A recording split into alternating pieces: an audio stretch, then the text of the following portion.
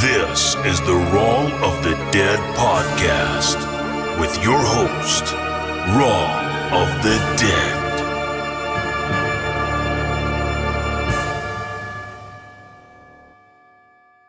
Hey guys, I am happy to announce that we have a sponsor for today's episode, and that is Happy Haunts. If you are into the Haunted Mansion at Disneyland, then look no further than Happy Haunts clothing, your go-to for all Haunted Mansion inspired alternative fashion.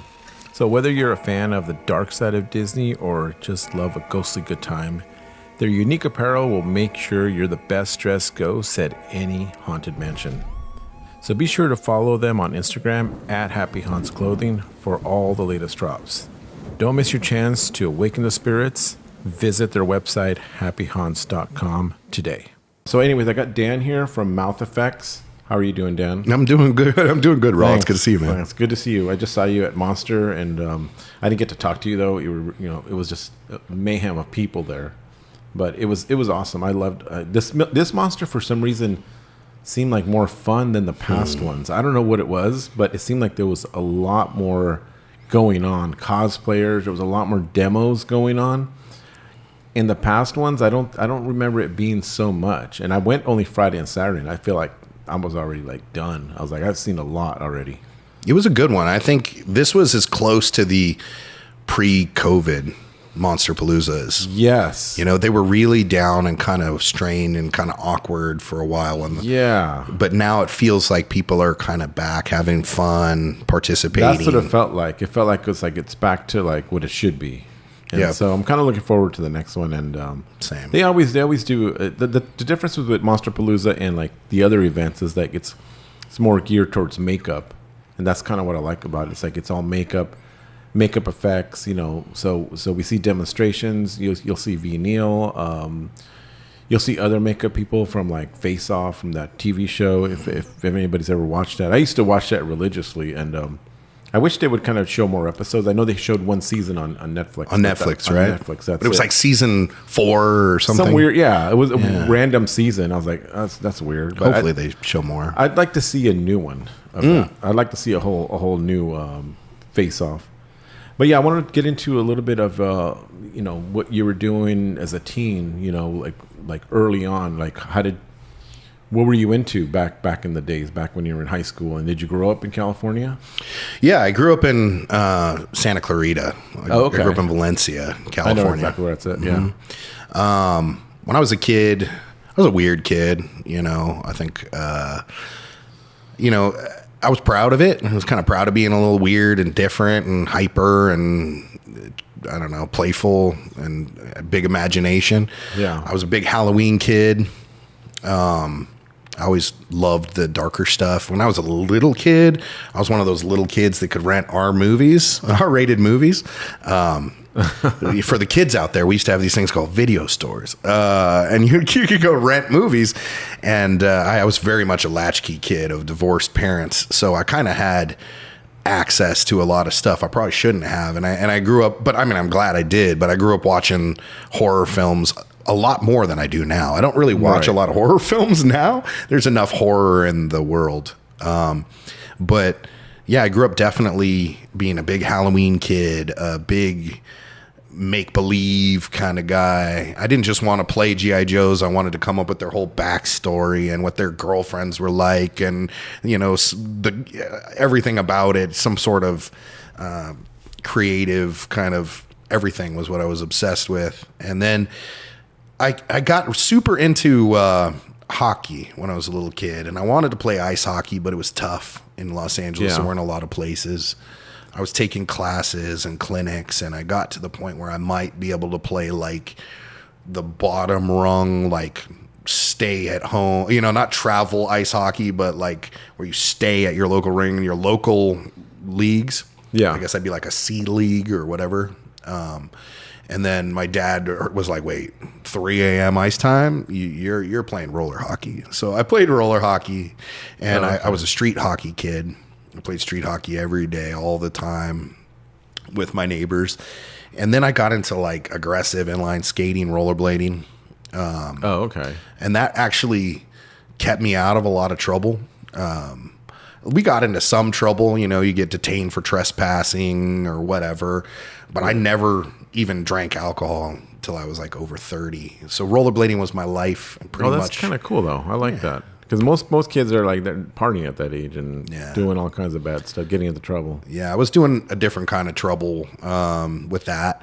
And, and then I discovered girls and that became my obsession. But in high school, I did screen printing and photography and I liked the arts and wood shop. And, I liked all the hands-on art. Yeah. And then I did silk screen for a little bit after high school, and I realized I didn't want to do that. The silk screen, like for shirts and stuff. Yeah. It's a tough one. Yeah, it's a tough industry, a lot of chemicals. And so now I'm just in a different tough industry with a lot of chemicals. A lot of chemicals as well, yeah. But it's less, it's more creative. Yeah. So, yeah, I was always in, I took theater in high school, but I wasn't like in the plays. I liked acting. My first real job where I, paid taxes, whereas I started working when I was like 13 or something. I was washing. Doing what kind of work? I used to work under the table at a local hockey store. Oh, okay. So I was like cleaning toilets, cleaning bearings, sharpening skates, doing little sales, sweeping up, just doing, little jobs for a few bucks here and there and free products and discounts. And then I was washing dogs at an animal hospital, under the table, doing really dirty work in the summer.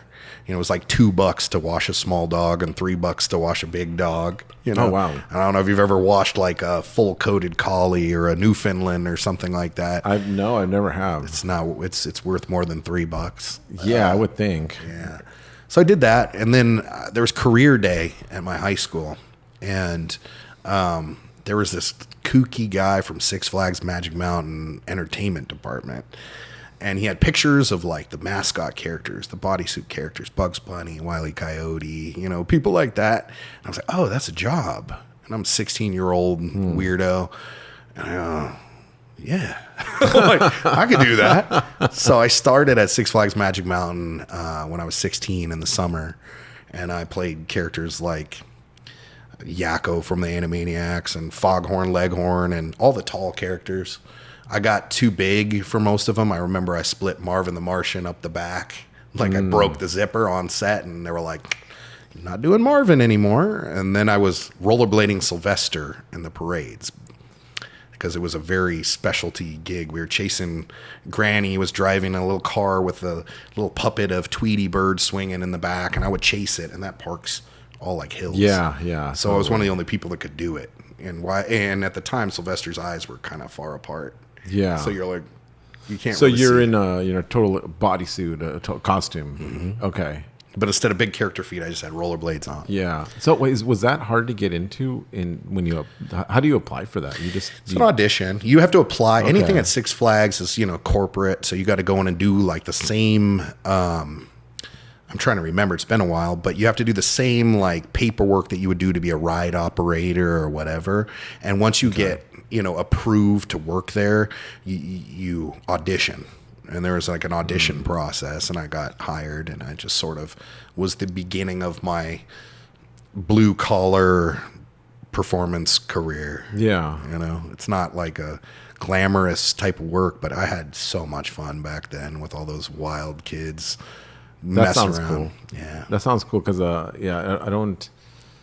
didn't even know about those jobs. When we had career day, it was just mostly like the normal career stuff, but there's so much other things. Once you get older, you find out like, oh, there's all these, and now there's even more opportunity. Now there's content creators, there's all these other things, and it just kind of morphed into all that stuff. So were you doing that as a young age, all the way till you're in your 20s?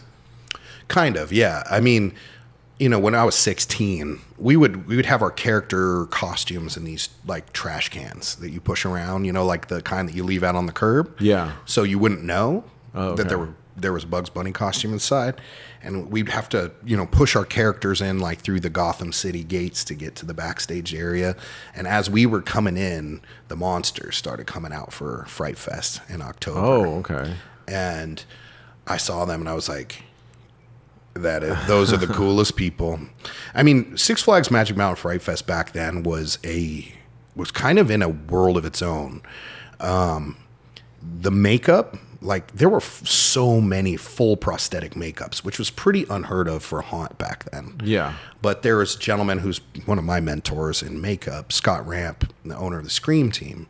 He was pretty much the first person to make full face prosthetics for the Halloween market. There were other companies that were making noses and ear tips and chins and little bits and bobs. Yeah. But he was the first one that was like, why aren't we doing like whole clowns and devils and zombies and, you know, skulls and things like that. And he was running the makeup there. So we had makeup better than like any other haunts. It was kind of crazy. Yeah. Like we always looked up to Knott's and what they were doing there and their legacy and how, you know, it was such a high bar to set, but we had better makeup than them, you know? So I was in there, as soon as I could. I turned 18 in September. The event was in October then. It's gotten longer now. Like all haunts are like 2 months or 3 months now, which I love. But I turned 18. I auditioned immediately for Fright Fest. And I got a walk around character. Nice. And I fell in love with it. I was wearing full prosthetics. I bleached my hair and it was all, you know, it was the 90s. It was 1998. So I had bleached, spiked hair like half the dudes in my school. But we could spray color into it, and I was in Gotham City, so they're all kind of Dick Tracy, Batman, acid trip, nightmare monsters. Yeah. So it was this gangster character, and I fell head over heels in love with it. That's awesome. That's Yeah. great. And then that lead you to doing makeup at that point? Yeah, I mean, not for a while. Okay. I went to College of the Canyons in Santa Clarita for film, or for radio, television, film department. It was called that now. I think it's called like media arts or something now. Oh, okay. And I took every class as many times as you could. I wasn't super interested in, you know, degrees. I just wanted to learn. So I took every film class, every video production class, every audio class, every sound design class, cinematography, photography. And then I took general ed when I had to, you know. I think I'm still one English class short of an AA. But then I worked there. I worked in the equipment cage, and I took care of equipment and facilities. So I always had access to equipment. So I was making really dark student films with a lot of makeup, and I had friends that did stunts, and my stuff was a little bit higher production value and maybe a little less artistic than a lot of the, you know, a little more Hollywood. But I like the darker genre. So I thought I was going to be a filmmaker. Yeah. It sounds like that's the direction you were going. Yeah. And I really just didn't like, I found out quickly I didn't like the hustle, like the production, the producing side. You know, I didn't like any of that. You know, I didn't like the way the business worked. And I was in makeup a lot. So, and if I talk too much, let me know, but I guess that's what we're here for. No, that's totally fine. But Fright Fest evolved into something else. The first year I was this gangster character. The next year I was the same character, but I was a devil. Okay. And then the third year, Scott Ramp, the creator of the Scream team, the guy who ran the makeup, said, "Hey, I want you to be my clown." And his clown was a thing. It was like the icon for his company. He used to, you know, put it on himself and go to the Trans World show when it was in Chicago and walk around to promote his products. But there was this really epic clown in Gotham City, and his name was Bluebell. And he was a lot smaller than me, but he wore a yellow jumpsuit and wore hockey pads and, you know, like 18-hole Doc Martens painted electric blue. And he had all these bondage straps on his, you know, wrists and ankles with big electric blue cowbells. And he didn't talk. But when he walked, it sounded like somebody dropping pots and pans down the stairs. It was just so loud and terrifying. And then he would stop and look around and just let a crowd form. And then if he moved, it just sounded like a car crash. Boom! You just see like the biggest guys jump out of their skin, shove their girlfriends in front of him. Or he'd be there just kind of looking around, and clown music would start playing out of nowhere. He had little devices tucked in his utility belt and under shoulder pads. And then you start dancing, and I just thought he was the coolest character in the world. And I said, yeah, I don't want to do that. I don't want to disrespect Bluebell. He moved to like Maine or something. And Scott said, no, I don't want you to do it like him. I want you to do exactly what you did as the gangster and the devil, but I want you to be my clown. I'm going to make a custom makeup for you. I'm going to do your makeup. You're going to have teeth, contact lenses, the full costume, and you have carte blanche to do it your way. And I was like, kind of want to do the devil, man. It's like my thing. And he said, look, if you don't like it, I'll put you back in the devil. So I did it. And it was just kind of on since then. I did this character for 15 years. Oh, wow. And, at the time, one of the other young monsters that was kind of well known, but up where the dead people were, up on the hill at Willoughby's mansion area, his prosthetic didn't cook all the way. And so it was messed up. He was playing this judge character. And they're like, what do we do with him? And I was like friends with him because we would all go hang out and eat at IHOP like every night after Fright Fest. I said, he's a trained actor. He's a better actor than me. Well, do we have another jumpsuit? Yeah. Do we have motocross boots from the Batman show? Yeah. Do you have more clown pieces? Yeah. Send him out with me. And it was just kind of magic. And I did that for 15 years. And we kept our identities complete secret from almost everybody. It was more fun that way. Like, it's not about the actors, it's about the characters. And we did we like helped host the Trans World Halloween Costume and Party Show in Chicago. So I was like with Cassandra Peterson, Elvira, Mick Foley, Dee Snider, people like that. I guess Dee Snider had a picture of us all together in his living room for a long time because people were like, hey, I saw you on Cribs. You're in really? Dee Snider's living room. He had a picture of you guys. Yeah, and we did that kind of all over. It got kind of attention in the Halloween industry. And I played that character for 15 years. So I was wearing 20 millimeter contact lenses and custom teeth and prosthetics, wig, a vinyl jumpsuit with a coat liner, custom made clown boots. I was just in it, and I fell in love with it. And I just started to learn how to do the makeup kind of from being in it a lot. Yeah. You know the process at this point. I learn things well when somebody's physically doing it to me. Yeah. Like when I'm getting dental work, I'm like, oh, okay, so you put the clamp on and then you're going to use the little UV light to cure the acrylic. And they're like, yeah, I don't know why I learned that way, but I do. And when you're usually getting makeup done, you're staring at a makeup mirror. Mm-hmm. You're watching. Hey, what's that white stuff? That's Prozade. That's an acrylic glue. Okay. I'm like, what are you doing here? And I would just kind of go home and practice. Yeah. And then I ended up being known for being good in prosthetic makeup. And so different artists, especially Scott, would have me do be inside their makeups for shows before Monsterpalooza, like the International Makeup Artist Trade Show, IMATS. And then other artists started going, oh, Dan's good at Monster. Hey, will you model for me? Will you model for me? And I was always modeling at a company called Premier Products Incorporated, PPI, which is, in my opinion, the best manufacturer in special effects makeup. They're huge, high end. Mm-hmm. They're FDA licensed. They make, products like, they make products like Telesis and Skin Illustrator. There's artists that come up with the products, a lot of them, but they're the manufacturer distributor. They have the full-time chemist, and most companies aren't like that, sadly. In makeup, special effects, there's a lot of people literally making stuff like in their basement. You know? So it feels really good to be connected with the best products out there. And I'm nobody, and I'm surrounded by Emmy and Oscar-winning makeup artists, and I'm just talent.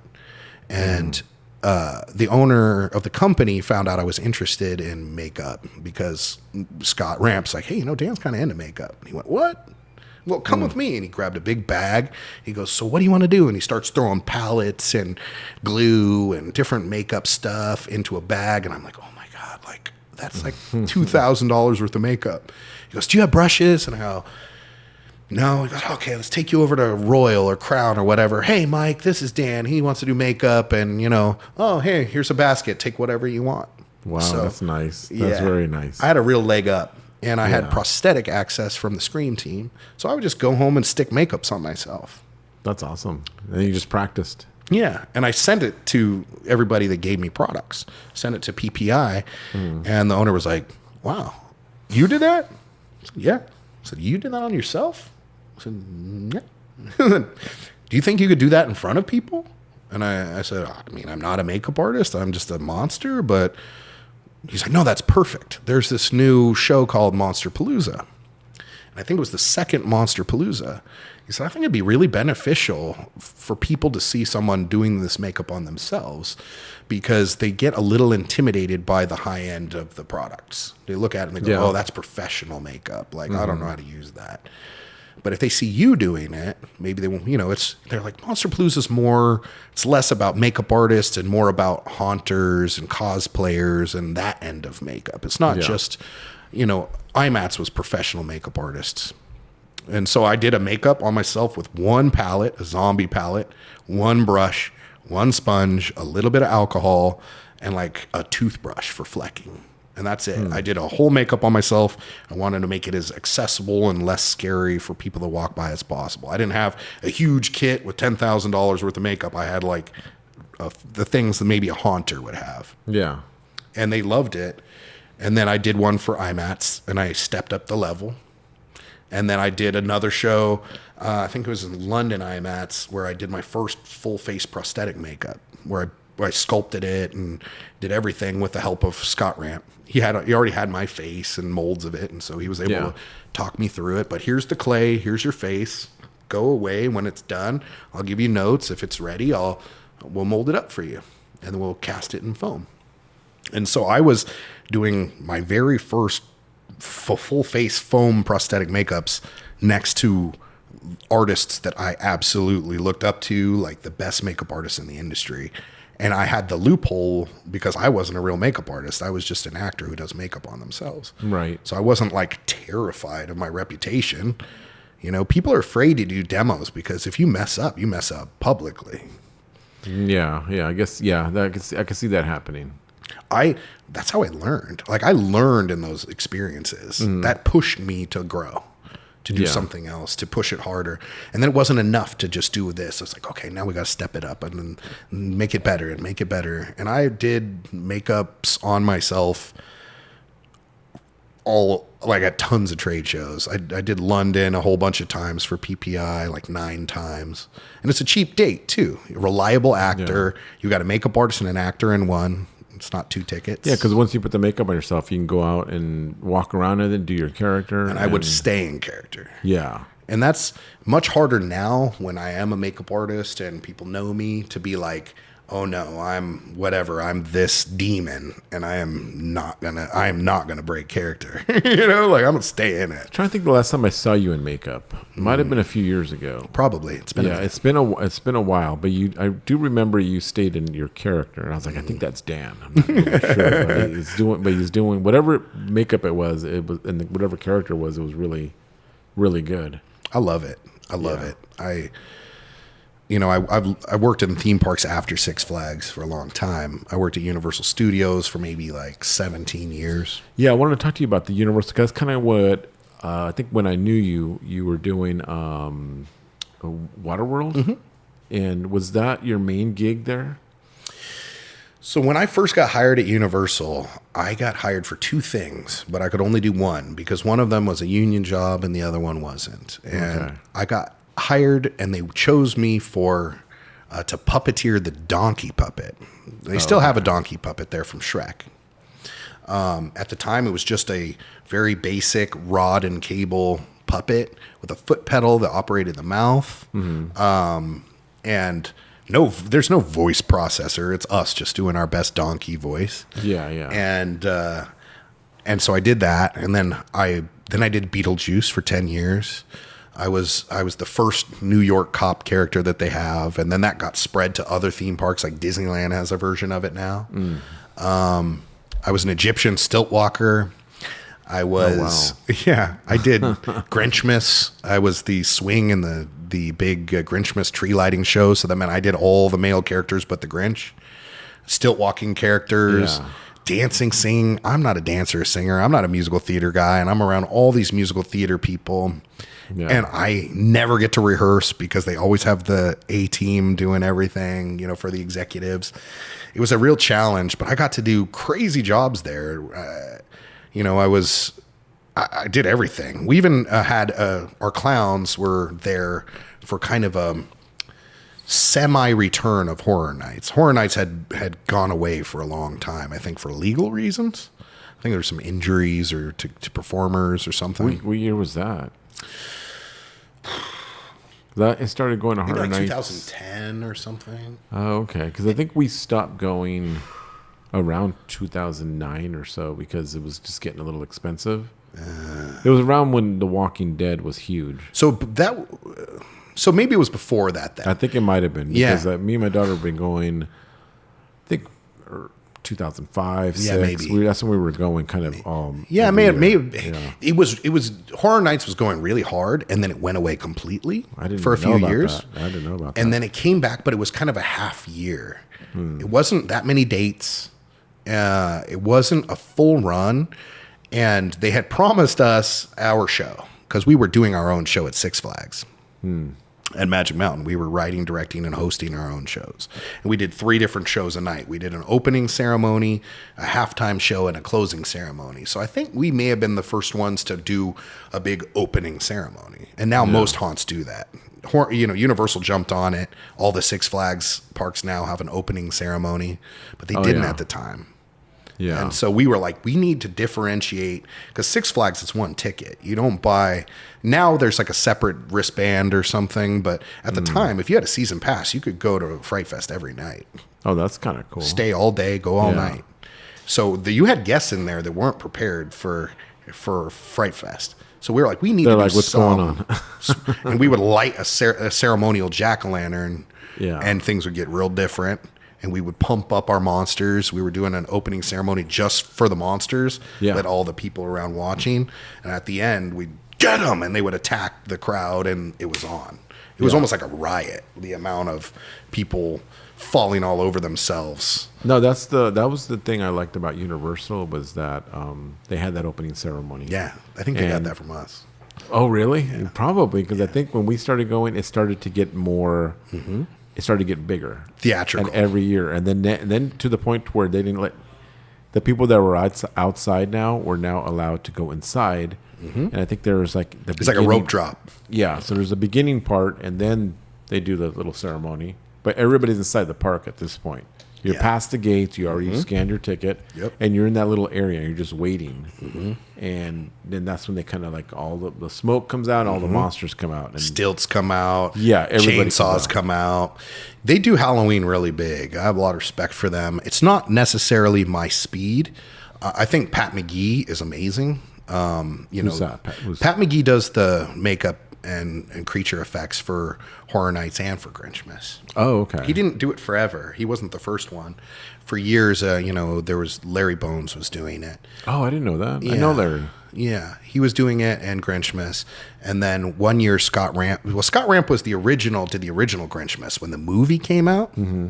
And it went away for a long time, I think because of legal reasons. I think Jim Carrey was the only person allowed to do the Grinch voice. Oh, okay. But after a certain amount of years went by, that expired, and then they brought Grinchmas back.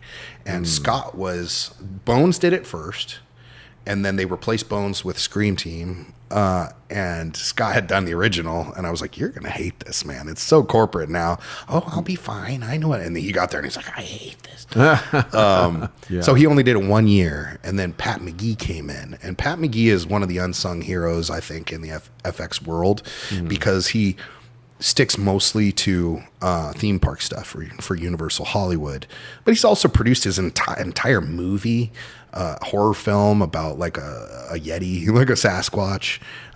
He's the guy that, for years and years at Monsterpalooza, he would make his twin boys into different characters and he would win the costume competition. Like if you ever saw the evil minions walking around, or he did like a mad scientist with a robotic brain controlled gorilla. He had 2 twin boys. And wow. Maybe I've seen it. Yeah, he's really talented guy. And his stuff is always at Monsterpalooza. It's always right next to Immortal Masks. Yeah. Okay. So if you see like the big Beetlejuice snake and all that stuff, that's me. That's okay. So he did that, and he's really stepped the game up there. I have a lot of respect for how Horror Nights looks now. It's amazing, but for me, I prefer the mom and pop haunts. I would rather see like a blast furnace in like Alabama that's really got ghost stories attached to it, or like the Queen Mary has such a cool backstory. Oh yeah. Or like a corn maze or Netherworld, and I think they're in Georgia, and like, haunted overload, haunts like that. Yeah. I'm like, that's cool. Six Flags was cool because they allowed us a lot of creative freedom. Universal, it's like, okay, you're Jack the Ripper number 2. You need to match Jack the Ripper number 1, and when he takes a break, you go back out and you do what he does. Oh, yeah. They've created some original characters that have a little bit of leeway because they've been there for so long, but they're still very corporate. Knott's always had that like family haunt vibe too. Yeah. The Ghost Town guys created their own characters over the years. Did you ever do anything at Knott's at all? No, I always had massive respect for Knott's, but I've never worked there. But yeah, I feel like they're like the original kind of theme park that started. They're the big theme park haunt that's been doing it the longest, the best. Yeah, and because then I think everybody else kind of jumped on later. Mm-hmm. Like even Disney started doing not like haunted stuff, but they definitely go into a Halloween mode in October. Probably can't talk too much about that, but I do some work for them for Disney. Oh, okay, yeah. But yeah, that's what I remember. Just Knott's being, and a kid in the '80s going to it back then. It's like this is like the only one you can go to really. None of the other ones were doing it. Knott's was the best. Yeah, and we had like a manager for the clowns for a while, and he was like a historian for haunts. He had a little e-zine at the time, a digital DVD zine too. It was called Haunted Media Magazine, and he made a whole documentary about Knott's called Season of Screams. And I just thought it was the coolest thing ever, especially old Knott's. Yeah. Like old Knott's was a different thing. It was like Vegas. Like you hit the monsters, like the security's opening the doors with your face on the way out. Like you don't. Now everything is so Sue happy and corporate everywhere, but they had like that mom and pop haunt feel. The haunts I've been attached to, I spent a lot of time at Six Flags. I did that 1 year at Horror Nights where we had a show, and it was called there's a little fly flying around. They promised us our own show, and instead, when we got there in the first meeting, they handed us a 48-page script, and it was the Fear Factor Live Dead Celebrity Edition. And I was a pre-show host for Fear Factor Live, and the other clown was a host. So we knew that show backwards and forwards, but we're like, what is this? Yeah, I remember. I went to the Fear Factor thing at Universal, right? This is the Halloween show? Yes. So you remember the clowns were the hosts? Mm-hmm. Yes. That's us.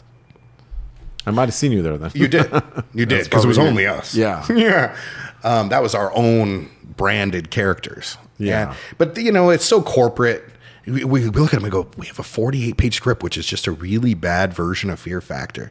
Yeah. We want to keep we really want to get our money out of these stunts and this facility. And we don't want to change it. We want to be able to swap back. And we're like, okay, can we at least rewrite it? And so we take their 48-page script, we changed their dialogue to our dialogue, we hand it back at 30 pages. I'm going, you don't need a 48-page script. Like, who's going to sit through that show? It's a long show. It's crazy. Yeah. So, and for film, they say it's about a minute a page. Live show, maybe or maybe not, depending on the blocking and the dialogue. But yeah, it was about a 40-something minute show at first. So we cut it down, and then they'd hand it back to us, and they'd take a bunch of our stuff out and put their stuff back in and back and forth. And they're like, look, just pay dues this year. Next year, it'll be your own show. Yeah. Just do whatever. And, it was stuff like, oh, hey, you're about to go out in 5 minutes. We need you to start plugging Full Throttle 3 times a show. Just improv it. So we go out there like, hey, Full Throttle, it'll make you poop, or whatever. No, don't say that, So it wasn't quite the right fit for us. Then and even the president of the park at the time came to me. He goes, hey, you guys are great. We made the wrong move about this Fear Factor Live thing. Next year, it'll be yours. Thank you for paying dues. Yeah. And about, I don't know what rolls around May or something. We go, hey, we haven't heard from you guys. oh, we're going another direction. I went, oh. And then we found out what it was. And it was they used one of the icons from Horror Nights, Florida. They brought Jack the Clown. Okay. So we're like, so we went back to Six Flags, and we didn't say anything about it. But at our opening ceremony, we just had Jack's head on a spike, and we'd take it out, boom, plant it in the stage, and the crowd would go nuts. Yeah. And so we had this rivalry between Horror Nights and Six Flags a little bit. Okay, they've got a Saw maze. All right, we're going to take Jigsaw and rip his head off at the beginning of our show. Okay, they've got Freddy as their main character this year, or the director. All right, we're going to murder them during our show, or whatever. We're going to pull someone from the audience as a plant, turn them into Freddy, and slap the crap out of them. And that was a little funny because we were both working there during the day. We were both doing other jobs. At Universal, so there's weird rivalry. But it was fun. I have a lot of respect for all the haunts, and definitely what Horror Nights does is they set the bar for production quality. Other than that, I think the coolest haunt I was involved in that was very short-lived was at Warner Brothers.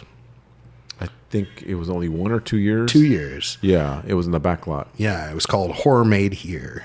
Yes. And I didn't go to that, but I almost went. My brother works there, so. Oh, really? He had actually told me, he clued me in like early on, and I've been asking him ever since if that's coming back. He goes, I don't think so. Yeah, what happened was, I was brought on by the department head, and I was like the key, right? And the department head had a vision for it that was really cool. He said, we're going to do pro-level makeups. We're not just going to do haunt level makeups. We're going to hire real artists. We're going to pay them competitive wages. We're going to buy real high-end pieces from like RBFX. Our masks are coming from Immortal. They're making us some custom stuff too. Nice. And it was really one of the coolest haunts, in my opinion, ever. I heard good reviews about it. Yeah. It was like a mom and pop community carnival, but done at the film television production level, like Universal Studios. And you guys use that back lot, correct? Yeah, because I remember being in that back lot, and I was like, oh man, and I saw some photos and videos that people went to it. I was like, that's perfect. That's gonna blow up. Yeah. I was hoping it would continue, and what is that? Doorbell? Oh, okay. Somebody's in the front. Who is it? Yeah, it was like, it was very limited because it wasn't a theme park. So we were filming. It's a studio. Yeah. So that means we could only put 3,000 people in certain areas because that's what the fire code said. Yeah. So that made it very, very small. It was not crowded. Yeah. You had alcohol. You had food trucks. We had the whole Midwest Street, which is really cool because it has the church from Monster Squad in it, and that's where we were doing makeup the first year, and the department head's dad was the Gill Man on Monster Squad, and I'm like, this is really cool. And that was a special event. And then you did work that. Yeah, I was the key makeup artist. So the department under the department head is usually, or the designer. Sometimes on a film there'll be the designer, department head, and a key, or department head and a key. So I was the key. Yeah. And so I was there to like be the right hand to the department head, and mad respect for that event and what he brought to it. But then the next year they had to rebuild that area. They were rebuilding the sets, that Midwest Street. We also had like a tram that would take you off and like go into like other sets where they had like the little lake and the cabin for like a Friday. They had like a Friday the 13th area. Yeah, I was in there. My brother gave me a tour where it's like kind of like a foresty type of area. So I was like, this is awesome. I think they said they filmed one of the horror movies. I can't remember which one it was. Tons of stuff there. Yeah. So I got like a private tour, not the Warner Brothers tour. I got a private tour from him, and he took us to all the spots. And I was like, oh, this is awesome. Yeah. And that little lake, I think, was used in Monster Squad too. Yeah. But that was really special. But then they had to rebuild the area where we did the actual haunt. And so they're like, okay, it's going to come back the next year. And then COVID hit, so that kind of messed everything up for everyone in theme parks across the. I think you're right. I think maybe that's why it didn't come back. Mm-hmm. The first year they had to rebuild the sets. Yeah, that was like 2019, I think. Yeah, I may be off a year, but I think we did 17 and 18, and then in 19 they were rebuilding that area, and then in 2020, everything kind of like That's when things shifted for sure. And they haven't brought it back. I wish they would, but it was also expensive, and they were very limited in the tickets. Yeah, you couldn't oversell it. 3,000. Yeah, you can't go over, and I feel like it was going to be huge, and it was just going to get bigger. And they were very limited, so they would have had to figure out how to expand to theme park levels, and they didn't have the infrastructure in place. No, it's like I said, it's a studio. When I worked at Fox, I thought they should have done the same thing there because they have a New York street. Mm-hmm. I was like, why don't you just shut it down and do a whole like scare zone, like, and charge for tickets? You know what I mean? I think that would have been cool too. Just do it around Halloween time, do it for a month, and see how it does. You know what I mean? Fox is really cool, but there's something about Warner Brothers. I don't know if it's growing up in the the Warner Brothers character world as a character. It's probably that, yeah. But seeing the water tower, just walking around that lot at night is cool. Well, Warner Brothers has a very film vibe, whereas Fox has become very corporate. Mm-hmm. And when a lot of TV. Me and my brother grew up pretty much at Fox as kids in the 70s, early 80s. So my dad worked there. Cool. He got 1974, 75. He got a job there. So what did he do there? He worked in the stores department where cool. They do like they grab wood, hardware, all that stuff for the sets. Cool. So he got to know a lot of actors. Back then, you could talk to Steve McQueen. Yeah, sure. You can talk to any of the actors. Mm-hmm. He was friends with some of them too. So when Star Wars came out, we got to go on the lot to watch the movie when they had it at the Zanuck Theater, and then we got to get all the toys. How cool! It was very, very like. The lot was huge back then because it went down. I don't know if you've ever been there, but it went past Olympic. Really? So it's on Pico and Motor, and then it went past Olympic because they had like an old town there, like sort of like a western town. Because I remember that's where the stores was in the beginning. Did they build like apartments or something on top of that? Now it's like corporate buildings. Oh, yeah. They bought it off, and I think the Nakatomi Towers. The Fox Plaza was built right there, and then so they kind of like they sold off half of it. And so now it's just become very corporate. Like all the cool like buildings that they had there, like they've all become like just like a corporate building, and it's just kind of sad. You know what I mean? It is fun going to Fox and looking up and going, "That's the building from Die Hard." You know? Yeah. Or the stages that have like the Simpsons painted on them, or like I remember when Napoleon Dynamite statue, or like, I think they may have taken Napoleon out recently. Oh no! Don't tell me that. Yeah, I'm not sure, but I was there for the opening of that. Oh really? Because I was on my lunch break, and Napoleon. Well, not Napoleon. I forgot the guy's name, but the three people from the movie were there, and so we got to take pictures, and they were just walking around.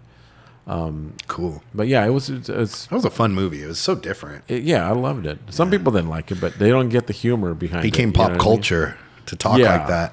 Either you were talking like Napoleon or Kip or Uncle Rico. Oh, right? Uncle Rico is the best. I still quote stuff Kip. from Uncle Rico. I like Kip. And Kip too. You're just jealous, Napoleon, because I've been chatting online with hot babes all day. Yeah, that guy's awesome. I mean, there's something special about every lot, to be honest. Yeah. I'm a nerd about it. I'm not like the fanboy that a lot of people are in the industry. You know, I don't have a bunch of monster tattoos and all that kind of stuff. I respect it and love it and care about it, but I like making it, and I'm more about the artists that make the stuff than, you know, just the content in a way. Like, there are things I nerd out about, if I'm honest, like, you know, I grew up with Star Wars and Batman and Indiana Jones and that kind of stuff. Yeah, and, same here. Yeah. But I dorked out pretty hard for Harry Potter. I won't lie. I'm a Harry Potter My daughter's a big Harry Potter fan.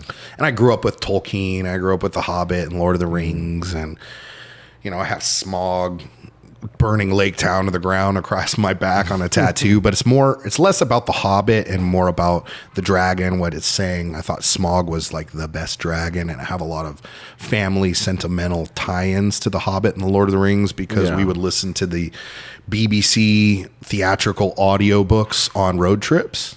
So if it was a short trip, like I was from Colorado, so we went to Colorado, we could probably get there with The Hobbit. But if you're going to go both ways, you got to go Lord of the Rings. Yeah. You know, so it's always really special to me, those worlds. But I owe a lot to my dad too for showing me movies that most kids didn't see. You know, he showed me The Fly and Amadeus and Enemy Mine and a lot of that old like Dick Smith, Rick Baker, Rob Bottin stuff. And that's probably more what influenced me than the horror genre for makeup. You know, the character makeups to me. As much as horror is special, and in college I was like, I want to make horror films and dark films because, and I don't know if I came up with this, I just had lunch with a friend and I was like, remembered the statement. But in college I said, you know, if you can make somebody laugh, they'll love you. But if you can scare somebody, they'll never forget you. That's a good. And I just wanted to make people feel something. And I had a gift for the darker things. You know, scares, disturbing scenes, scary scenes. I never liked the, you know, Japanese torture porn type stuff, like, you know, Audition. And I was never into that stuff. But what scared me was the psychological stuff. I thought that Nightmare on Elm Street was fun. I thought that Halloween was fun and cool and disturbing in that way. But I was jacked up as a little kid by The Omen. The Omen, I think for me, The Exorcist. Oh, The Exorcist, The Omen Amityville terrified Horror. me.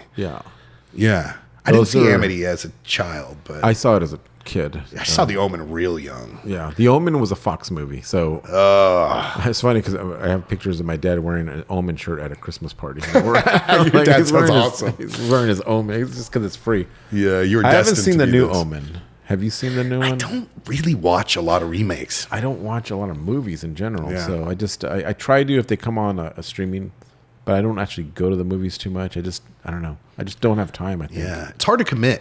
I is. think I have oversaturation of content options. I find myself. It's weird. I never thought I would be that guy that watches YouTube all the time, but now I'm that guy that watches YouTube all the time. I watch it all the time as well. Maybe it's low commitment. I think that television has surpassed film in a lot of ways as That's true, too. medium. You know, I was obsessed with Sopranos and The Wire and Deadwood and Dexter and those shows that came out that just broke the mold for television. And I think it's a better format for telling that kind of story. It's a longer format of a story that you can tell maybe in 3 or 4 seasons if you wanted to, and shorter episodes like 10 episodes per season or whatever. Whereas they used to be 22 or 24 episodes per season, depending on. I mean, I think even the 1 hour shows were 20, Really? 22. I always thought it used to be like 13, but it depends if what kind of show you were on. Yeah. Like the half hour weekly shows or- were like they used to be 24 on regular television. I don't know what it is now, but That's interesting. I But guess I yeah, hadn't now thought it's about it. like now they've cut them to 10. Yeah. You know, it's like 10 episodes. Because they know you're going to binge it on Netflix or Max or Hulu or whatever. Yeah.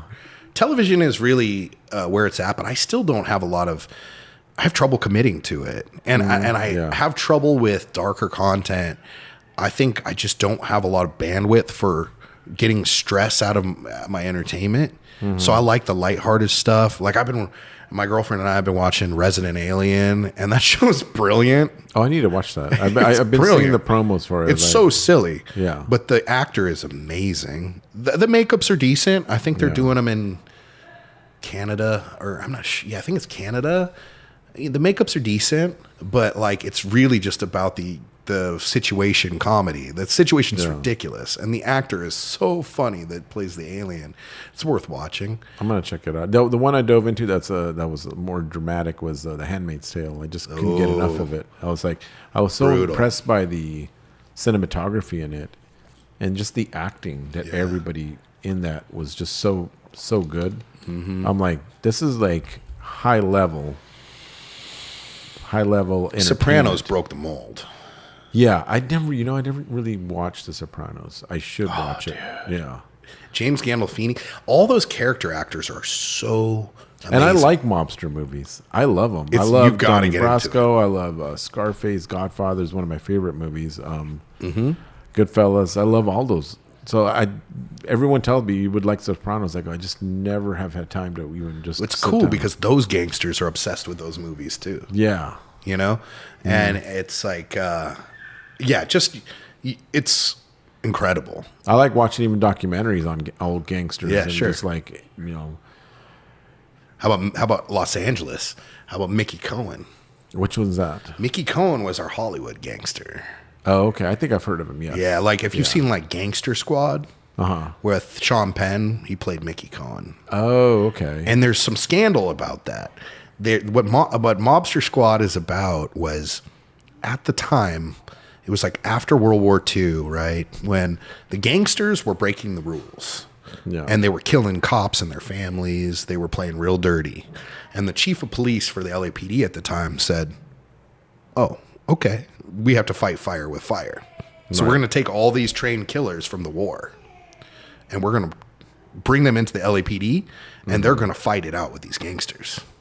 And that really happened. Oh, wow. And they were called, I'm not sure if they were called this at the time, but later they were called SIS, Special Investigation Services. And this is crazy. It sounds like a conspiracy, but it's real. They would basically catch criminals in the act and kill them because they were just getting out of jail. No matter what, Mickey Cohen could get arrested for murder and be out the next day. Or whatever. Maybe that's an over exaggeration, but they're like, some criminals need to be killed and you got to put them down. So they got these bad dudes out there killing these bad dudes. And the driver of the chief of police in that era was Daryl Gates. If you remember that name, he was the chief of police for the LAPD during the whole Rampart scandal, Rodney King scandal. Rodney King, yep. And it came out that SIS was still around. And they were executing bad guys in the commission of crimes. And it only became a scandal when there was like a bank robbery gone wrong and some hostages got killed. And it came out like, wait, you knew this bank robbery was going to happen and you didn't prevent it? Because they wouldn't prevent it. They would just let it happen and then kill them. Yeah. And oh my God, that's so crazy. That really happened. That's crazy. And I used to train Brazilian Jiu-Jitsu with a lot of cops. And I remember talking to this young LAPD guy that was just out of the academy or a couple years in or something. I was like, the SWAT guys are kind of hardcore, right? And he's like, no, they're regular dudes. Like they're like a little extra, but they're regular dudes. He's like, it's the SIS guys. I'm like, is that still around? He's like, there's these guys. They don't look like cops. They're not Vice. Wow. Everybody knows kind of who they are, but they have a whole different energy. He's like, it's like wolves walking around with sheepdogs. You know, sheepdogs protect sheep, but there's some wolves and walking around. The straight killers. They've got that that look in their eye. He's like, those guys are hardcore. So I think they've just sort of gone underground with it. Yeah. And maybe they can't get away with what they used to, but there were some baddies that they just couldn't convict. So they just, oh, look, a bank robbery. Oops, he's got a gun. I've got a gun. He's not leaving. I know that's off subject, but that really happened. That's how wild, the gangster stuff in Hollywood was crazy. Yeah, I got to look into that. That sounds really interesting. It sounds like right up my alley. Like I like learning about all that stuff, like history of like all the gangster stuff. It's just interesting. I follow this guy Michael Jesse. He has a YouTube channel. He talks about all that stuff. He was a gangster for the. I forgot what family it was, but he has New Jersey or New York, right? Yeah, he had. I think I know what you're talking about. He has cool stories. He talks about the life and it's always interesting. It's like I enjoy it so much. Do you remember the movie Cobra with Sylvester Stallone? Yes. He was SIS. Oh, okay. So when he walks in and they're like, "You're gonna unleash this monster," like cops didn't like the fact that there were cops out there just there to kill bad guys. Wow. Okay. Yeah. I gotta watch that one again. Cobra's out there. Yeah. But it's got some brilliant moments. He's got the matchstick in his mouth and he's got like an MP5 or whatever he's got in the 1950s Mercury chopped and sectioned and lowered and the trench coat. And he's fighting that same, I wish I knew his name, that one bad guy that was in like all those movies with the really heavy jaw. And like Van Damme kicks him onto a hook in like 2 movies. Trying to remember who that is. Trying to think. I forget his name, and I feel bad because I think he signs autographs at like Monsterpalooza and stuff. Yeah, I see a lot of those character actors in these. Like Kane Hodder walking around. Yeah, Kane Hodder, super nice guy. He's always at these. He was at this last Monster as well. Yeah, and you just see him at the bar afterwards and just being and messing with people. I was walking by him once. He goes, like he like messed with me. He was like, "You looking at me or something?" I'm like, "No, sir." You know, like I'm like he's like an older guy now. I'm not gonna. Yeah. But I'm like, that's so cool, man. Like, thanks for messing with me for free. So I want to get into like what mouth effects that Yeah. you started your brand Mouth Effects, and that's something that you can put in your mouth that's very friendly. I actually used it recently for my own photo shoot. Now I've never done a photo shoot of myself, and somebody was asking me like, hey, can I use your photo for promotion for this movie that I'm directing? I go, yeah. I go, let me find one. And I just realized, I go, I don't really have any good photos. I have selfies, which are not, I don't want those to be like the promotional start of it. So I go, let me get back to you in 2 weeks. So I did a photo shoot right here at the studio and hired somebody to do the makeup, Daisy. And she goes, hey, so I have this thing called Mouth Effects. I go, oh, I know Dan. And she's like, oh, so it just goes in your mouth. I go, I've never tried. I remember you gave me a bag. I still have it. I don't know what the 2 years. Okay, it's been more than 2 years. Yeah. You gave it to me like We'll get you some new stuff if you 4 or need 5 years ago because I was going to use it for a photo shoot. Mm-hmm. But every time I did a photo shoot, it wasn't like it didn't require that. Mm-hmm. So it wasn't a zombie. It wasn't a vampire thing. So yeah, I used it. And man, it was just 2 drops. Uh-huh. So she told me just do 2 drops, and then it was like, wow. So we did a photo shoot with it, and What color? Black? it was black. Yeah, yes. cool. I think I've seen it. Where you have like a pale kind of Yes. skull kind of face, but it's just paint. Yeah, it's almost like I'm turning into a zombie. Cool. Like very light, and so I'd love to put makeup on you too, brother. Oh, anytime. Let's Yeah, go. this was for the like I said. Now I use it for promotional stuff for like even the podcast. That's my promotional picture. That rules. And so, yeah, towards the end, we did the mouth effects thing, and I was like, yeah, I've been wanting to talk to you about that because how did you come up with mouth effects? So back to the Six Flags days, I was this character and I had yellow skin and my hair would be a different color. Every night it would be pink or blue or green or whatever. I had this great costume, but I looked at myself and I was just like, There's nothing this around is the human mouth. and fleshy. This doesn't work. And at the time, I was just going to Smart and Final and buying food coloring and like swishing it around. I was always obsessed with that detail. And in the industry, people would just sort of do something like that. They would take food coloring and mix it with mouthwash. And it never worked good. It wasn't that good for you. It doesn't sound like it. Yeah, it would didn't be taste different. good. Yeah. You couldn't really swallow it. You had so much alcohol in it, and Yeah. And I was like, there has to be something better than this. And other people were doing like cake frosting and different things. And there was this pirate that used to walk around Monsterpalooza named Mick. And he, Mick Scallywag, right? I don't know where he is. I hope you're doing all right, Mick. I think he had some health problems back in the day. And he used to talk about using like cake frosting, like black cake frosting. Which is, I was like, oh, okay, but you can't do that all the time. You're going to get diabetes and cavities and all that Yeah. kind of stuff. And I was like, there has to be a better way. So I just started doing research into, how can I do this safely, make it work better, make it taste better? There's got to be something better than what people are doing. And I just was experimenting for my own purposes. And I just sort of made mouth effects for me. And I had like my very first actual feature film I was doing makeup on was a zombie film called April Apocalypse. And we didn't have a lot of budget. We had to do like 100 zombies in like 13 days in a barn in like Thousand Oaks or something like that. Yeah. And so I had just learned from a really great makeup artist named Steve Laporte how to do what's called prostate transfers. These like thickened makeup adhesive prosthetics that are kind of bulletproof. They're like stickers almost. And so I learned that like the week before, and my business partner at the time said, hey man, you want to do a zombie movie with me? And I was like, sure. I mean, he said, good, because I pitched your makeup. Like I showed them your zombies and that's what they want. And I was like, oh, okay. Wow. Okay. And I was like, okay, if I can do this, then maybe I'll really actually consider myself a makeup artist. This is make it or break it. Can you do a feature film with no money with a lot of effects? So I was using it for that. And I used it for all my zombies, all my monsters. I was making my own stuff. And people started to notice it because I was doing it at demos or wherever. And I had friends start to go like, hey, can I get some of that? You know, I have a friend who's a great makeup artist and great person named Chris Hampton, and he was working on Fear the Walking Dead, and I think they were filming in Mexico at the time.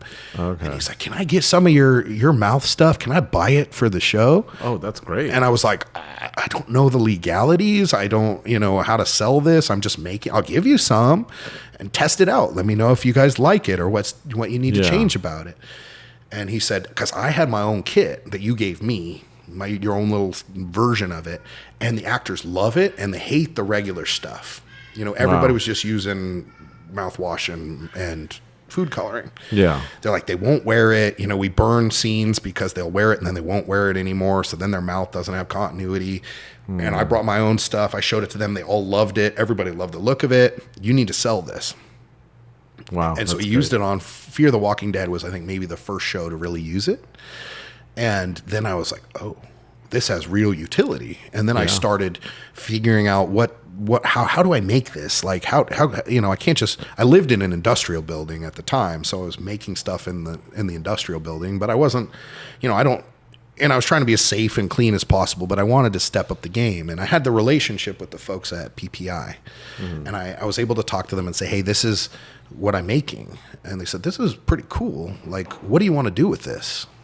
I said, I want to be a makeup artist. I don't want to just be mixing up product and selling it all the time. And they said, well, look, whatever you're going to do, let us help you at least a little bit let's test it to make sure it's safe for you.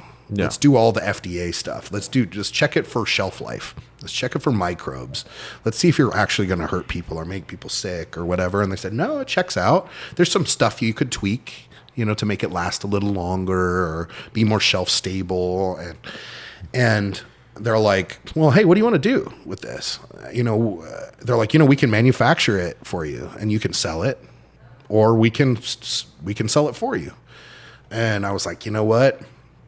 That sounds pretty amazing. So at first I was just selling it on my own. On your own, yeah. And then when I got them involved, I was like, yeah, you know what? I don't want to focus on being in a lab mixing stuff together. And I said, yeah, I trust you guys. You guys are the best in the business. You're FDA licensed. Like almost no one's FDA licensed. And they have, because they made cosmetic adhesives and toupee adhesives. They were making like adhesive for prosthetic limbs and surgical tapes and things like that, and hair tapes. So they had all the chemistry. And then of course at that time they were already doing FX makeup. The younger generation of the company, the sons of the owner of the company were like, let's do makeup for the movies. So that was well before mouth effects. But I said, yeah, let's go. You guys manufacture it, distribute it. We'll work out, however that works. So yeah, I have like the best makeup laboratory and special effects makeup making it, and they have a great reputation, and it's all over the world. Now it's in all sorts of movies. It's been amazing. In Star Wars movies. It's been in Star Trek movies. It's been on The Walking Dead spinoffs, Game of Thrones, American Horror Story, like all the coolest shows. And to me, it's really cool. Like it's a tiny product. It's a very small niche, but nobody was doing it. Nobody was making something good. And so I just like, okay, here we go. That's great. Yeah, it's pretty special. That's awesome. And so do you get a cut of that? Yeah. Okay. So. Yeah, it's like that's how it works in these worlds. Yeah. They're fronting all the liability. They have all the facilities, and I get a royalty. No, I think that's better, because then you can focus on what you want to focus on, which is makeup. Yeah. The art, movies, doing what you love doing, instead of like you said, just being in a laboratory and mixing products and then selling them out. Like just it's better to have a real cosmetic chemist doing that stuff than just me. But you'd be amazed about how many of these products you see out there that are like almost mixed up in somebody's bathtub. Yeah, it's amazing. I know a few makeup artists that have used it too. So they'll tag you, and I was like, oh, it's a mouth effects. Okay, cool. I know the guy that made it, and very early on when you first started it too. So. It's super cool to me that big artists use it. Yeah. It's also super cool to me that all the haunters and cosplayers use it, because those are my people. Yeah. You know? Exactly. I'm not snobby. Like if you use mouth effects and you can tell that you use mouth effects and you tag me and I'm going to repost you. I don't care if you're an 8-year-old girl or if you're a, 3-time Oscar winner. Yeah. I'm stoked. That's great. Yeah. Some people are like, oh, I only want the very best makeups to show my product. I'm like, my product's not about that. Yeah. A lot of products out there take a lot of training and understanding of color theory and whatever. Mouth effects is cool because I call it the coolest or the most effective 5-second effect you can add to any makeup. It takes 5 seconds to shake up the bottle, unscrew it, and put a drop in your mouth. Yeah. It can be used other ways. It can be brushed on certain areas. Some people just paint it on the lips. And it just comes off naturally. Yeah, you brush your teeth. It's water-based. Yeah. So the best thing to remove it, honestly, is water. But I recommend like shaving cream and things like that for the skin. Okay. Shaving cream works really well because the bubbles create a lot of surface area and it's water-based. So the water, it's like how filtration works. Like like a Brita pitcher has carbon, or it has like almost like activated charcoal, but it's carbon. Carbon has an insane amount of surface area, so stuff sticks to the surface area. Interesting. Foam bubbles work the same way. That's why soap is good for like removing stuff, not just the chemistry, but it gives a lot of surface area for the dirt and oil and things to stick to. So I say, a little shaving cream works, but honestly, if you just run your mouth underwater for a long time, it's going to take it off. I think that's what I did. I took it. I know it's something you can swallow and it's safe. Yeah. But I still felt like, because I don't do this on a normal basis, I'm like, are you sure it's okay? I was asking Daisy, I goes, are you sure it's okay? She goes, look, I just did it. So and I saw her teeth. I go, whoa, that was really quick. Yeah. Like all her teeth were completely black. Yeah. I think it was just 2 drops that she did. Yeah. And the whole the tongue and everything. So I'm like, that's amazing. That's great. You know what was one of my inspirations? And now that I think about it, I was a huge fan of Pee Wee Herman, Paul Rubens. Oh yeah, I love Pee Wee. I grew up on Pee Wee's Playhouse and the movies and all that kind of stuff.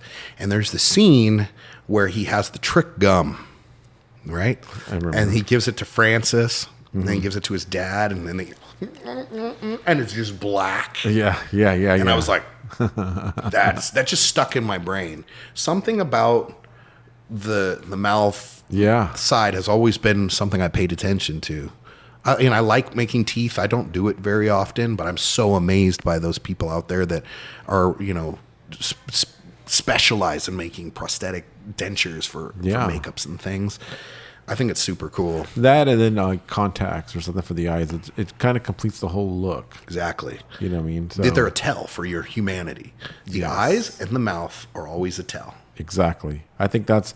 When I've worked with people like that do cosplays or whatever, they always like make sure like the contacts. Sometimes they forget. I'm like, you understand, the contact is going to like make this look a lot better. So I understand it now because once they do that, I'm like, oh yeah, even if it's the black contact where it's just all black, I go, man, very effective. That looks really creepy, and I like it. Yeah, it's literally like they say the eyes are the window to the soul, right? Yep. So putting contact lenses is like putting a window shade or a curtain, so you don't know what's really going on in there. Exactly. Like I'm looking at you, you got very kind eyes, but if you're playing a monster and you still have those kind eyes, it's kind of like, that's Rawl in there. Yeah, exactly. But if you have bloodshot yellow eyes with very light irises and yellow striation or red striations or something, we're like, where's Rawl? Yeah, I think like on that one it's hard to see, but she's wearing contacts on that picture. But it's hard to see; it's in shadow. But is that an Immortal mask? Yes, it is. Yeah, see, I love those guys, and we've been talking forever about collaborating because Immortal masks, they've one problem sometimes, and that's the fact that some of the masks you can see the teeth, and you want to hide the teeth because some of them have teeth in them. Yeah, it's.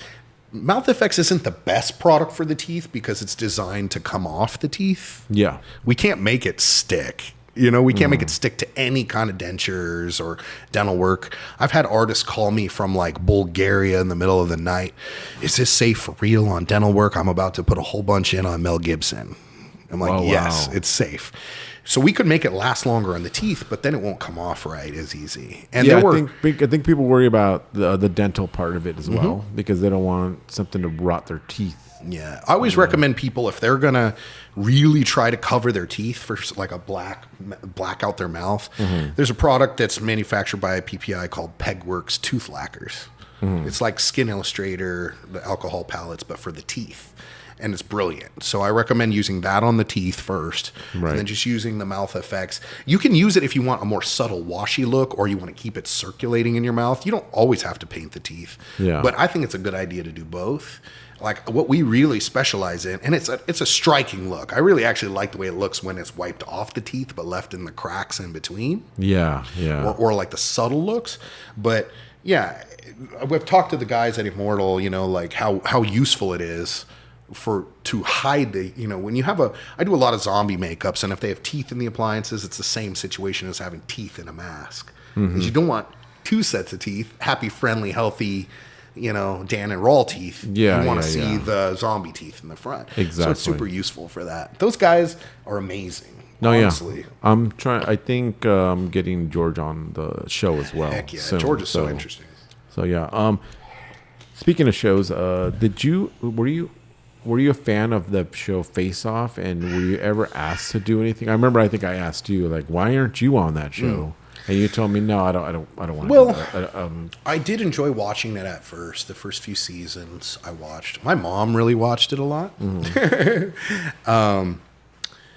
I wanted to be on that show as a model. I think that would have been great. Yeah. I was talking to them at first about that. The producers of that show. They would see me at Monsterpalooza, and I was like, hey, I want to model for you guys. But at the time, the first few seasons, they were using like models, like from modeling agencies. If you remember, they're not creatures in the beginning. They're just beautiful people. Yeah, I remember, and it was the same models I would recognize too. Yeah, and that's because, I had friends that were doing all the lab work behind the scenes, making all the bucks of their faces and their arms and hands and chests. All that work was already done for them. Yeah. So they already had all their models, and they had everything life cast and prepared for the actors. I'm not the actors, the makeup artists. I didn't want to be on the show at the time because I didn't feel it was a very accurate representation of what we do. And I'm not much of a lab guy.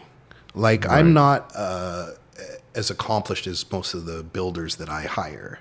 I can sculpt a little bit. I'm good at painting, but I never was really trained in makeup and laboratory, like mold making. So that part of it, that's so much of that is just the lab side. Not only that, it would seem to be very costume heavy. Like, it wasn't really just about the makeups. I'm like, if you want a very accurate face-off challenge, give somebody a set of appliances, tell them what colors it was, show them pictures, and say, match that guy's makeup from yesterday. Yeah, That's a real challenge. Yeah. Or, hey, let's make this makeup last all day.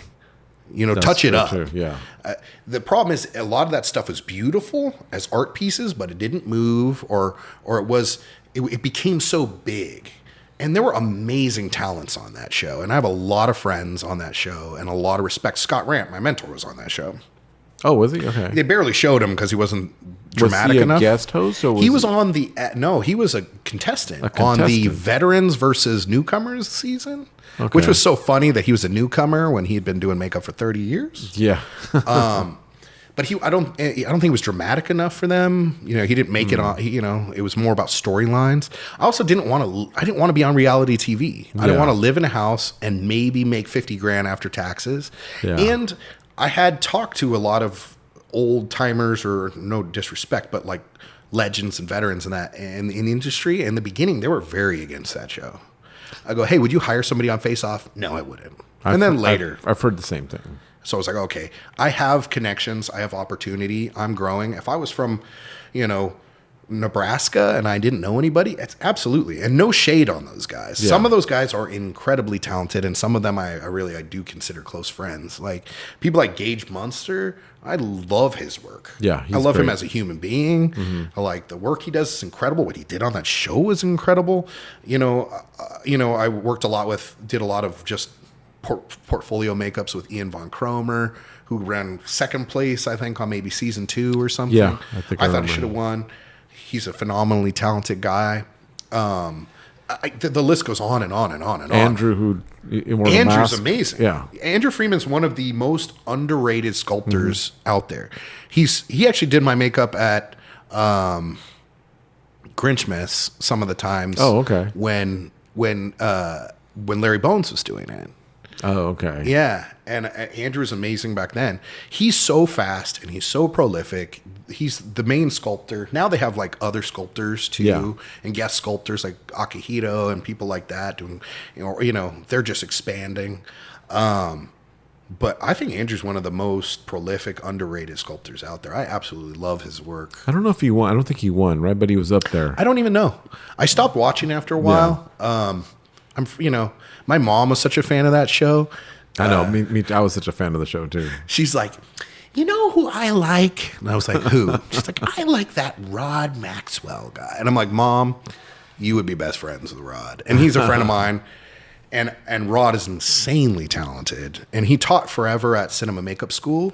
But now Rod is the cowboy hat guy. No. Okay. That's Rory. Okay, you're right. Rod has got really dark hair, dark eyebrows.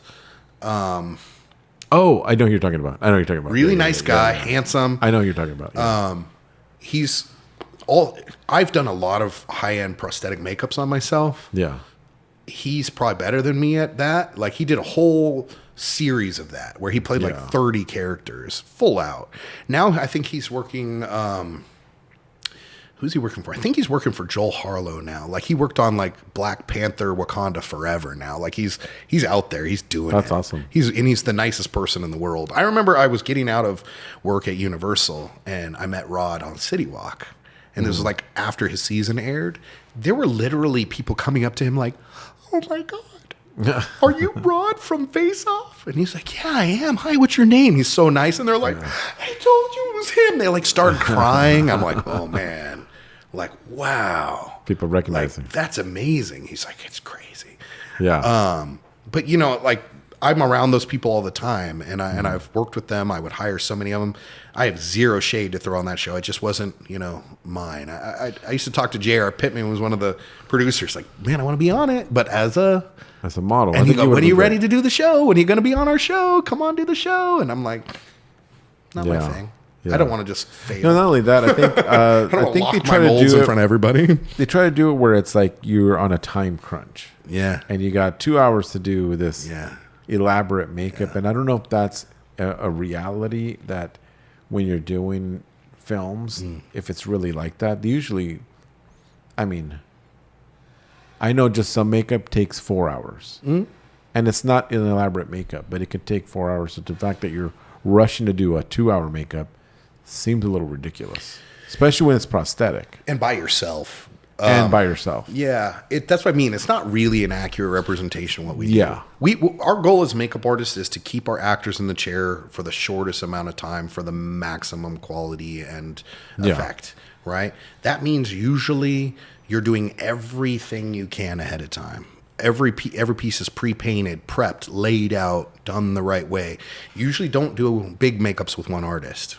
I work on the high end of low budget a lot of times as makeup, because I'm not yet in the makeup union, which is a whole struggle. I'm union as an actor, but I'm not as a makeup artist. So so the shows I work on are usually lower end, or I'm filming in Europe or Asia, or they're the non-union ones, or they're non-union. But I can work on a union film as long as it's not being shot in a union place. Like, I could go to Bulgaria. I was in Bulgaria last year. And I was supervising the new Hellboy makeup. Oh, wow. Okay. Yeah. And which is going to be really interesting. I hope Who's Hellboy? His name is Jack Kessie. Okay. So did you watch The Strain? No. So Jack is a character actor. That was an effects show, right? Yeah. It was Guillermo del Toro's vampire show. Yes. I remember hearing about it, The Strain. It was on FX. Jack played this rock star turned vampire turned super vampire. Okay.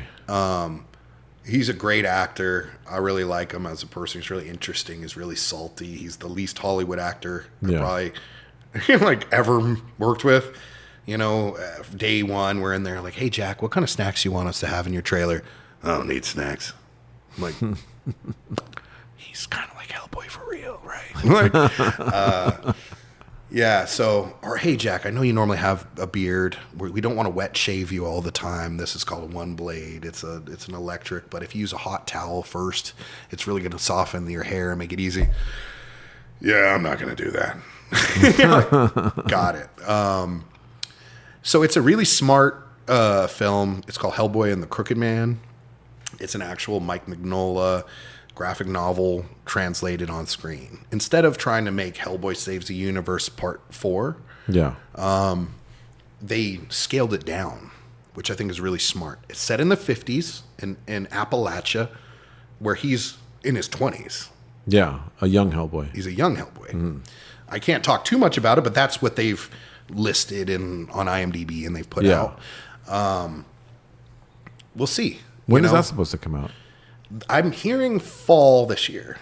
Well, it's coming up then, yeah. Yeah, it's a tough market right now. People aren't sure what to do with everything. Yeah. And this is a lower budget version. It's the same production company that made the 2019 Hellboy with David Harbour, but a completely different vibe. Completely different look, different actor, different makeup team, different director.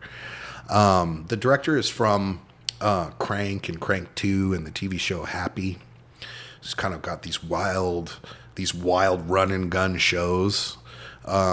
It's really dark. It's really moody looking. Yeah. The makeup designer is brilliant. He's from the UK. He's one of my favorite bosses I've ever had. One of my favorite makeup artists.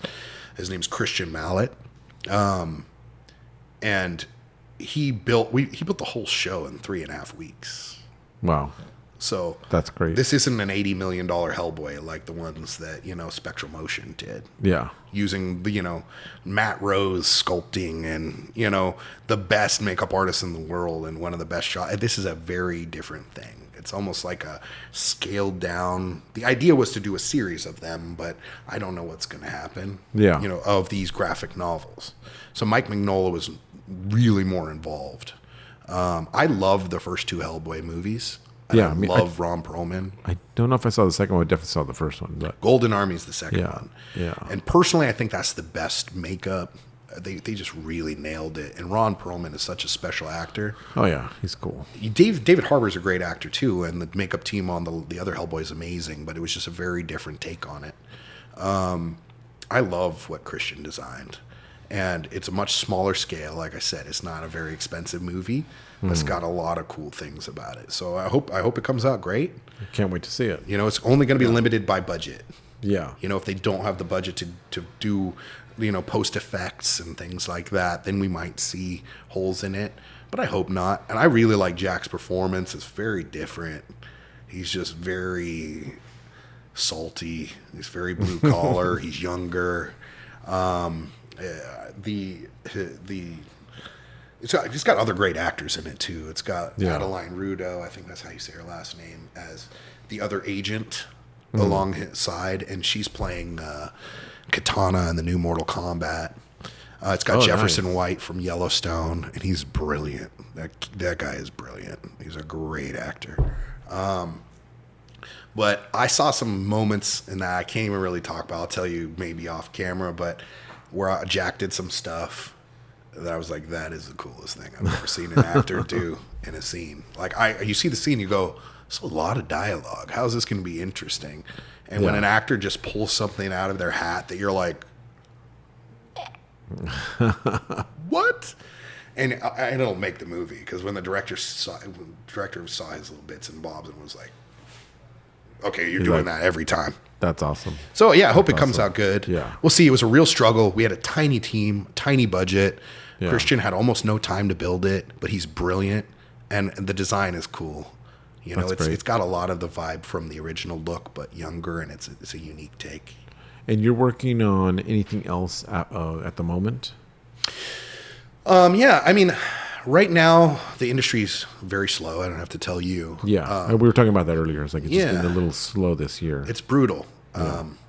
I think the streaming model has failed financially for a lot of the studios. They're not making money. So they're freaking out, and they're trying to only make content that's a sure thing. Everybody wants to make Wednesday. Wednesday was made in Romania for almost no money, and it made a huge amount of money. You know, the Tom Brady roast made a huge amount of money for Netflix. Oh, I watched that too. Yeah. That stuff, yeah, everybody did. It was the most watched thing, or like live thing. So they're scaling away from these making tons of content. For a while, everybody was making new content. Yeah. And then you had the writer strike and the actor strike. That's true. And that really put a kink in the hose. Really stopped production, and it takes a long time to prep before you make a movie. AI has a lot of questions. Studios are trying to decide how much AI they want to incorporate as the technology grows. It's terrifying for all of us. But recently, what's been keeping me alive is I build stuff for theme parks. I built some stuff for a Halloween event in a theme park in Anaheim. Nice. I build stuff, for a stunt company that's one of the best stunt companies in the world, and we supply some pieces for like all the Waterworld shows in the world. And I did that show for 10 years, so it's kind of special. And I do promos a lot for AMC for like their Walking Dead content, as far as like their upfronts and parties. And an upfront, I guess, is where they sell their new content to the advertisers. Yeah. So I'll bring a team of 5 other artists to New York, and we'll do 12 walkers, and like full-blown walkers. Yeah. For the last one we did was for The Ones Who Live. And before that, we did one for Dead City. And before that, we did a Comic-Con one for Walking Dead. And I did the final episode of Walking Dead and Talking Dead show walkers. had a pretty cool sideways connection with Walking Dead. I've never worked on the actual show. I wish I had. I'm such a fan. Yeah, I know. And I love what K&B does. But I've been able to do their live events. I've done several things for Comic-Con for them. Yeah. And it's cool because Greg Nicotero is one of the owners of K&B Effects, and he's one of the executive producers, writers, and directors on Walking Dead. Yeah, I met him a couple of times. He's really, really nice. He's great. Yeah. So is Howard Berger. The other owner now, they're the N and the B, and then there's Robert Kurtzman, who's off doing his own stuff like Haunting of Hill House. Like he's killing it in his own way. Is he writing that one too? Well, he's the makeup guy behind it. Oh, okay, gotcha. But Greg would, whenever he's there, when there's these big Walking Dead events, usually Greg comes by. Okay. And he'll pop his head in and go, okay, it's you guys. Oh, okay, they look good. Okay, they look like ours. Okay, they look a little better than some of ours. All right, this is great. That's great. Yeah, because he started off in makeup, and I'm like, and now he's like producing, directing, and and still one of the co-owners of one of the absolute most prolific and best makeup shops ever. Yeah, K&B Effects. Yeah, I saw him at Fox just walking by himself, and I was going to my car. I was after work, and I was like, "Is that Greg Nicotero?" Mm-hmm. And I came up to him and go, "Hey, Greg," I go, what was he there for? He was doing something for, I think, American Horror Story. I think he was there for some makeup stuff. I'm not really sure. I think. I got to work on those shows a little bit. Yeah. I got to do like they have those really elaborate promotion campaigns, that aren't really, they're just teasing the show. They don't really show you the same stuff. Yeah. I was lucky enough to come in, I get hired print side because I was a union, but we did like promos for Cult, and then we did American Horror Stories, when we did a bunch of aliens and vampires and then you walk around Los Angeles and you're like, it's all over buses and billboards. These ad campaigns are amazing. The scale and the money they spend, and they win like the Makeup Artist Guild Awards like every year. They're that good. I like the marketing that they do, but then when you watch the show, you're like, where are those characters? Exactly. It's because they don't want to. They're so protective of their content. They want it to be fresh and a surprise. They don't want you to know anything about it. Because then I'm watching, I go, wait, I don't see that stuff in it. But I even like the American Horror Story intros that they do for they're so cool. Those are like, this should be the movie. Yeah. It should be the whole thing right here. That second unit stuff. Same with Halloween. Yeah. I love the title intros. Yeah. Yeah. Just a jack-o'-lantern, on a ballet. I'm like, oh, it's so cool. I love those almost more than the shows. Me too. I've even been liking the Dark Harbor promos that they've been putting out. I'm so happy they're back. I'm like, this is amazing. This is like the stuff I like doing, like promo campaigns for anything. Yeah. I even hit them up if they needed any video help. I would. Oh, really? But they seem like they got that covered because whoever's doing it is doing an amazing job. That's such a cool spot. I was one of the designers on the Haunting of the Queen Mary movie. Oh, okay. I don't know if you saw that. It's What's a it bit. called? It's a What's bit it art. called? It's Is called that the what- Haunting the of the Queen Mary. Okay. It's a bit. It's made by a lot of the same people. Well, the director is from Dracula Untold. Okay. And a lot of the same producers. One of them, the main producer from what's it called? The Winchester. What was the Winchester one? Dang it. Winchester. I think it's called Winchester, right? About the Winchester. The Winchester House. Yeah, and the haunting of, and the woman is tortured by Yes. the ghost. Yeah. Yeah, the producer's a friend of mine, and I had been doing some video game characters. He has an augmented reality company, and I did this Bloody Mary character for him, and I would do Grinches for his family. Has the most amazing Christmas display in their front yard, and they would hire professional actors and makeup artists to be the Grinch. Sometimes they had reindeer and Santa Claus and Anna and Elsa from Frozen, like high end. That's awesome. Yeah, so he was like, hey, I really want you to do... It was like a labor of love for like 5 years. I knew about the Queen Mary movie for like 5 years, and I was involved. And we were going to film the whole thing on the ship in March of 2020. Right when everything happened. Yeah. And so then it got moved. We were going to film in Canada for some of it. We were going to film... Then they ended up filming 2 units, or they had an LA unit on the ship just to wrap it around, but they LiDAR scanned the entire ship, and they used that technology like in Mandalorian made famous with screens all the way around. Yes, and they filmed on the Belfast in the UK, which is the sister ship of the Queen Mary and the Titanic. Oh, okay. And it still exists, so it's very similar. So they had the Belfast unit. I didn't go out to the UK because... well, for lots of reasons, but I built the main characters. Have you seen that movie? You haven't seen it? No. It's interesting. I feel like it's a little too confusing for a lot of people, but I think it's brilliant in other ways. Other people may not quite understand it because the director is really smart and he wouldn't dumb it down. Yeah. For like a mass audience. So sometimes, I go, what do you think? They're like, it looks beautiful, but I didn't quite understand what was going on, or it's like they squeezed too much into it. But the characters, there's some really great moments too, and some really great performances. It's set in 2 worlds, in the 30s and in modern day, both on the Queen Mary. And it's basically the idea is if you die on the ship, you stay on the ship, and the only way to leave the ship is on another vessel, like through somebody else's body, like through possession. Right. So there's a family in the 30s. And there's a family in modern day, and they have like an intertwining story.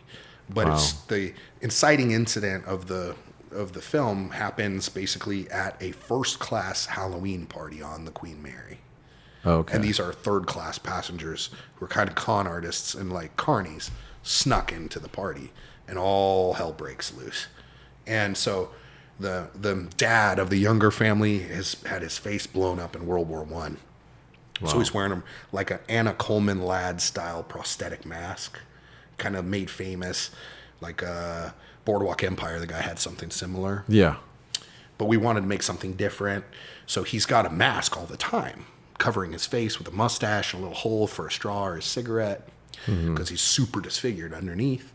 And his wife is wearing this beautiful kind of ceramic, Art Nouveau almost mask, because it's a Halloween party. And then their daughter is dressed up like Amelia Earhart. So when things go wrong, those good guy characters wearing these cute masks, or not cute, but masks, become a lot more sinister. So that was probably my biggest contribution to the film, is I made the iconic masks, both the happy versions and the scary versions. And I made the design of the of the husband's makeup. And there's characters, if you know the Queen Mary, we put a lot of Easter egg characters in there. Like the Lady in White is the most famous ghost At the Queen Mary? On the Queen Mary. Okay. And she's a widow whose husband died while she was on the ship at war, and she kills herself on the ship, and so she's stuck on it. That's my favorite scene in the movie. Is when you meet the Lady in White. Have you been to the Queen Mary, and have you ever had any haunt experiences there? So we did some shooting on the Queen Mary for the show when I was the Long Beach unit. Right. And I've also I was a monster for one of my tattoo artists at the, what was it called then? Ink and Iron was LA. The Long Beach Tattoo Convention, I think, was at the Queen Mary. Okay. So she did a Mardi Gras theme, and she hired me to be a jester in full prosthetic makeup, walking around messing with people at her booth as a scary jester. Yeah. So I got to walk around and go to the boiler room and go check it out. And I had a girlfriend that was a burlesque dancer a long time ago. I've had a couple girlfriends that are burlesque dancers, and I know one of them. Yes. You filmed her, one of them. Yeah. This is predating her. Okay. And she did it. We did a burlesque show at the convention, and it was rough. It was a very rough, dark show. It was kind of gnarly. She was like, "I want you to look like you're the devil, and then I'll come out and I'll really be the devil." So I got to do that. It was very fetishy. I'm playing this like pig character with like, very subby pig character, very out of my comfort zone. Yeah. And she's like spitting in my mouth, and she pulls a girl up from the crowd, which was a plant, and she's like smacking her around and like ripping her clothes off and like torturing her in front of people. And people are like, or they were like, yeah. So I got to be on the Queen Mary a couple times performing, and then I got to do the scenes that we actually shot on the ship. Yeah. So, but there were things happening. You can feel that ship. The first class swimming pool feels haunted. The boiler room feels haunted. It has weight on the ship, like sorrow. Like hundreds of people have died on the Queen Mary. Yeah. And it's because it was used in the military. During the war, they painted it gray, like navy gray, and it was the fastest ship. And they said it was unsinkable and all this kind of stuff. So they were using it as like a floating hospital too. So they had POWs on there dying. They had soldiers on there dying.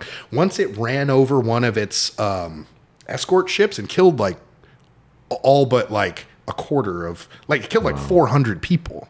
Yeah. So there's so much of that energy in the ship. I guess the wardrobe costumes person, because wardrobe is furniture. Some people don't like to, when they say costume, call it wardrobe. She said that there was some weird stuff going on in her room. Yeah. Like the lights kept turning on and off, or she would like ask it and then it would start flickering. And there was stuff. I didn't see it personally. Yeah. I was just so wrapped up in what I'm doing. But if any place is haunted, it's that place. It's got that vibe. Yeah. And there's a lot of that history in the movie. Like the most haunted room is the room that they stay in. And I've watched an Unsolved Mysteries where they go into the Queen Mary, and it's the old one, the one from the 80s, 90s. I can't remember. Unsolved Mysteries was so scary. So good. It was so scary. Robert Stack was just the perfect person to be hosting that. The intros. The intro was just scary. The music, and it's like, hey, we're going to the Queen Mary. We're going to the little boy. And you see like the footprints of, you don't see anybody walking, but you see the wet footprints from the pool. Yep. Had somebody saw there, a worker.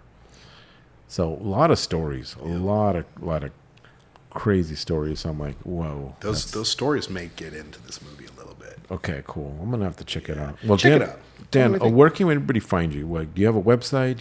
I know you have social media. I do. I mean, Instagram's probably still the best. It's the most updated. I mean, if you're looking for mouth effects, you can get it directly through PPI or pretty much anywhere PPI products are sold. Lots of shops all over the world. Okay. Or you could buy it directly from their website. If you're looking for me and to see my art and whatever, my Instagram is NEFXDan. My little company is called Necessary Evil Effects. So that's where the NE comes from. NEFXDan on Instagram. That's pretty much the best way to find me. Yeah, reach out. Okay, you know? yeah. Dan is does amazing makeup, amazing artist, Oh, thanks, brother. and actor. Yeah, I got some I acting like stuff. a lot of the acting that you've done too. So appreciate you coming on and telling us your stories, and hopefully we can get you back on. We'll continue. Love to, brother. Yeah. Anytime. And I'm a big fan of your work too. Oh, I appreciate it. Thanks so much. Okay, we'll talk to you guys later, and thank you again, Dan. Pleasure, brother. Okay. Thanks, Rawl.